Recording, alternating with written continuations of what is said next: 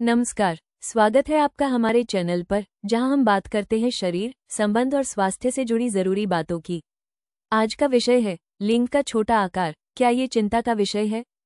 क्या इसका sex life पर असर पड़ता है और क्या इसके समाधान है? चलिए जानते हैं विस्तार से। लिंग के छोटे आकार, उपचार, प्रक्रिया, लागत और side effects. Small penis size in Hindi. लिंग के छोटे आकार क्या है? एक शोध के अनुसार लिंग का औसत आकार 4.7 से 6.3 इंच के बीच होता है। इसलिए जब कोई लिंग इस लंबाई से कुछ कम होता है तो उसे एक छोटे लिंग के रूप में जाना किया जाता है। यह एक सिंगल डिसऑर्डर के रूप में प्रकट हो सकता है या पतले लिंग से भी जुड़ा हो सकता है। लिंग के लिए निर्धारित लंबाई से छोटे लिंग वाला व्यक्ति इलाज कराने के लिए पात्र होता है, बशर्ते वो दवा लेने या सर्जरी कराने के लिए पर्याप्त रूप से फिट हो। एक व्यक्ति हार्मोन थेरेपी के लिए तभी योग्य होता है जब डॉक्टर संतुष्ट हो कि अंग उपचार के लिए रेस्पॉन्ड करेगा। लिंग के छोटे आकार का इलाज कराने वाले व्यक्ति को 3 महीने की अवधि के लिए हार्मोन थेरेपी दी जाती है। उसके लिंग के आकार में वृद्धि की निगरानी की जाती है। ध्यान रखें कि लिंग को लंबा करने वाली सर्जरी केवल तभी की जाती है जब अन्य दवाएं कोई परिणाम देने में विफल रही हो। हाइपोगोनाडोट्रोफिक हाइपोगोनाडिज्म, हाइपरोगोनाट्रोफिक हाइपोगोनाडिज्म, आंशिक एंड्रोजन असंवेदनशीलता, वृद्धि हार्मोन व थायरॉइड हार्मोन की कमी, इडियोपैथिक स्मॉल फेलस और कॉडी जैसी मेडिकल कंडीशन के कारण आदमी का लिंग छोटा हो सकता है। दवाओं के उपयोग से उचित परिणाम प्राप्त नहीं होने पर पेनिस एनलार्जमेंट सर्जरी की जाती है। माइक्रोपेनिस के लक्षण क्या है? माइक्रोपेनिस का पहला लक्षण शैशवावस्था यानी कि बचपन में लिंग की अपेक्षित लंबाई से कम होना है। यदि किसी लड़के के लिंग का माप 1.9 सेमी या 0.75 इंच से कम है तो ये प्राथमिक लक्षण है। नवजात शिशु के लिंग की औसत लंबाई 3.5 सेमी या 1.4 इंच होती है। लिंग की लंबाई, औसत लंबाई के स्टैंडर्ड डेविएशन से 2.5 कम होने पर माइक्रोपेनिस का टेस्ट किया जाता है। वयस्कों में माइक्रोपेनिस की जांच करने के लिए इसे 3/2 इंच या उससे कम के रूप में परिभाषित किया गया है। माइक्रोपेनिस के कारण क्या है? माइक्रोपेनिस का सामान्य कारण भ्रूण में टेस्टोस्टेरोन की कमी है। इसके पीछे कई तरह के कारण हो सकते हैं। इसके पीछे सबसे आम कारण हाइपोगोनेडोट्रोपिक हाइपोगोनाडिज्म है। हाइपोगोनेडोट्रोपिक हाइपोगोनाडिज्म एक ऐसी स्थिति है जिसमें हाइपोथैलेमस टेस्टोस्टेरोन उत्पादन को उत्तेजित करने वाले हार्मोन का उत्पादन करने में विफल रहता है। ये सामान्य परिपक्वता के लिए आवश्यक है। लिंग के छोटे आकार, स्मॉल पेनिस साइज, का उपचार कैसे किया जाता है?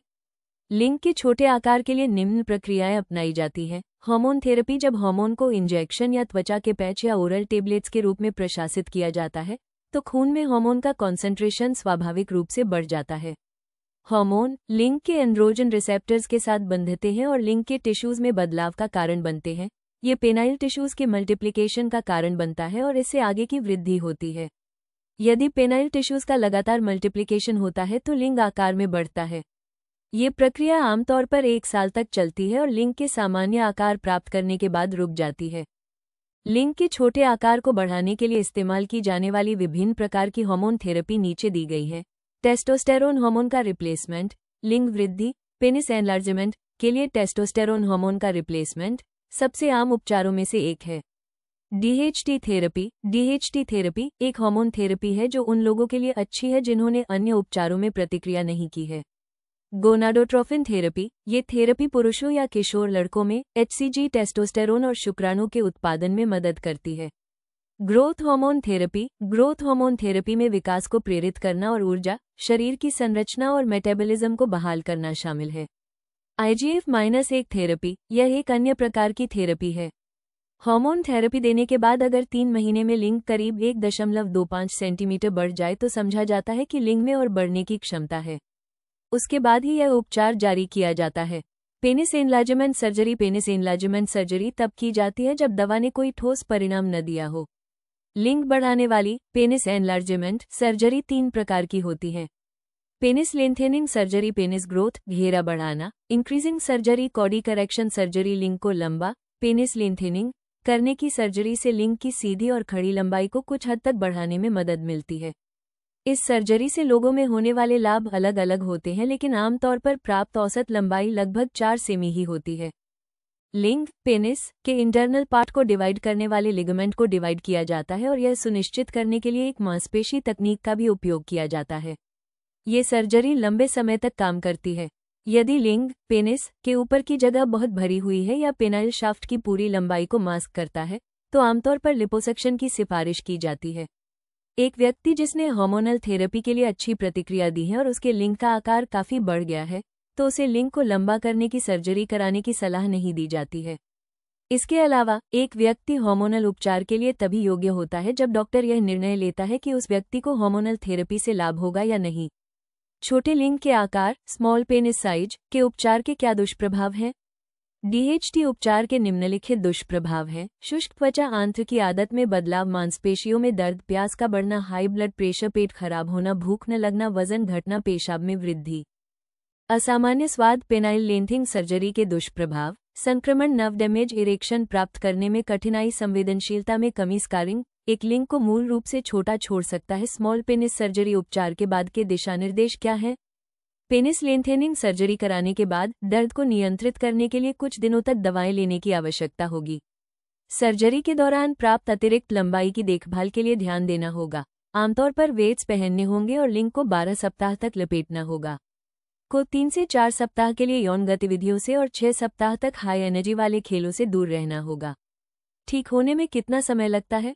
पेनिस लेंथेनिंग सर्जरी के बाद दर्द कम करने के लिए केवल 1 हफ्ते के लिए दवाएं लेनी पड़ती हैं, लेकिन सर्जरी से पूरी तरह से ठीक होने में थोड़ा अधिक समय लगता है। इसके अलावा मरीज को विशिष्ट अवधि के लिए यौन गतिविधियों और इंटेंस फिजिकल एक्टिविटीज से बचना होगा। एक मरीज को सामान्य रूप से पूरी तरह ठीक होने में 12 सप्ताह का समय लग सकता है। हालांकि हार्मोन थेरेपी का कोई साइड इफेक्ट नहीं होता है और रिकवरी का समय नगण्य होता है। भारत में पेनिस एनलार्जमेंट ट्रीटमेंट की लागत क्या है? पेनिस लेंथेनिंग सर्जरी में भारत में 2.2 लाख रुपये से 6.2 लाख रुपये के बीच खर्च हो सकता है।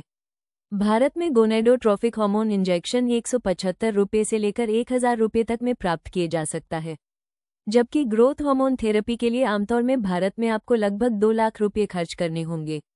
क्या उपचार के परिणाम स्थायी हैं? पेनिस लेंथेनिंग सर्जरी लिंग की लंबाई बढ़ाने में मदद करती है। एक व्यक्ति ने जो अतिरिक्त इंच प्राप्त किए हैं वो कमोबेश स्थायी होते हैं, बशर्ते कि वो उपचार के बाद के दिशानिर्देशों का ठीक से पालन करता हो। हार्मोन थेरेपी लिंग की लंबाई और मोटाई दोनों को बढ़ाने में मदद करती है। ये परिणाम भी स्थायी होते हैं। छोटे लिंग के आकार को बड़ा करने के लिए घरेलू उपचार, vitamin C, vitamin A, vitamin D, thiamine, zinc और मैग्नीशियम से भरपूर खाद्य पदार्थों को अपने आहार में शामिल करें। इससे शरीर को स्वाभाविक रूप से लिंग बड़ा करने के लिए आवश्यक ऊर्जा मिलेगी। लिंग के आकार को बढ़ाने में मदद करने वाले व्यायाम, गर्म कपड़े का वार्म अप और लिंग को बड़ा करने के लिए जेल्क विधि बेहद कारगर साबित हो सकती है। इसके अलावा अंगूठे का stretcher, backward puller, opposite stretch, Kegel और रोटेटिंग स्ट्रेच जैसे व्यायाम के जरिए पेनिस साइज को बढ़ाया जा सकता है। एवरेज पेनिस साइज का आकार क्या है? एवरेज फ्लैसिड, लचीला या पेंडुलस पेनिस लंबाई में 9.16 सेमी होता है और एक इरेक्टेड पेनिस का एवरेज साइज 13.12 सेमी या 5.16 इंच लंबा होता है। एक ढीले लिंग स्लैक पेनिस के लिए प्रोपोर्शनल गर्थ मेजरमेंट्स 9.31 सेमी या 3.66 इंच और इरेक्टेड पेनिस के लिए 11.66 सेमी या 4.59 इंच है। अगर आपको ये जानकारी उपयोगी लगी हो तो वीडियो को लाइक और शेयर ज़रूर करें ताकि और लोगों को भी सही जानकारी मिल सके। अगर आपके मन में कोई सवाल है या आप चाहते हैं कि हम किसी और विषय पर वीडियो बनाएं तो नीचे कमेंट में ज़रूर बताएं।